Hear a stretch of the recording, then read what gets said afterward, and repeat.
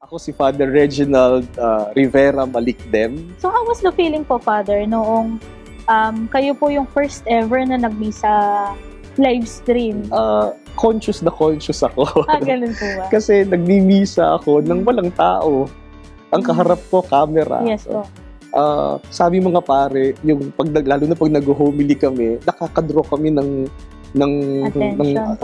attention or strength from the people. Pag nakita mo yung reaction nila, alam mo kung paano ka mag-ano. Pag nakita mo medyo inaantok, dapat medyo sigurado. Kaya lang, pagkaharap mo camera, paano yun? Yes, so nung una talaga, very conscious ako na walang taong kaharap at camera. Walang interaction. Walang interaction. So, yun ang una kong struggle. At hindi talaga ako sanay humarap sa camera. Kasi yung background ko as private secretary, I'm very private. So yung mga boss ko ang kilala. Sila yung humaharap, sila yung kilala, sila yung pinipicturean, sila yung nasa harapan ng camera. Ako sa background lang.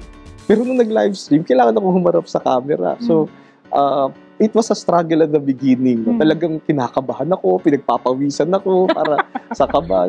Dahil hindi ako sanay doon sa ganung buhay ba na maharap sa camera. Father, if I'm not mistaken, naging ano din po yata kayo? Naging spokesperson din po kayo? Yes. So, paano po nangyari yung Father na from being a shy priest po, naging spokesperson pa po kayo? Yun namang pagiging spokesperson later na si Cardinal Advincula nang nag-appoint. So, medyo nasanay na ako dahil sa praktisado online. Na po, Father. May nangyari na po bang ganun sa inyo, Father, na medyo na-misinterpret po yung sinabi ninyo online? Hindi sa interview, pero sa homily. Okay. So, nag-homily ako na online sa Manila Cathedral na may I think that was the day after the shutdown of ABS-CBN. Yes po. At nagkasabay din naman na nung araw na yon nasunog yung isang simbahan namin, yung Santo Niño de Pandacan. So the following day, I gave a homily, I delivered the homily.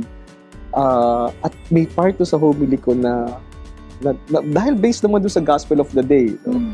Pero kinuha yung part na yon at parang I was speaking against the government. Yes po. Parang nakat po siya. Oo. Okay. So kumalat.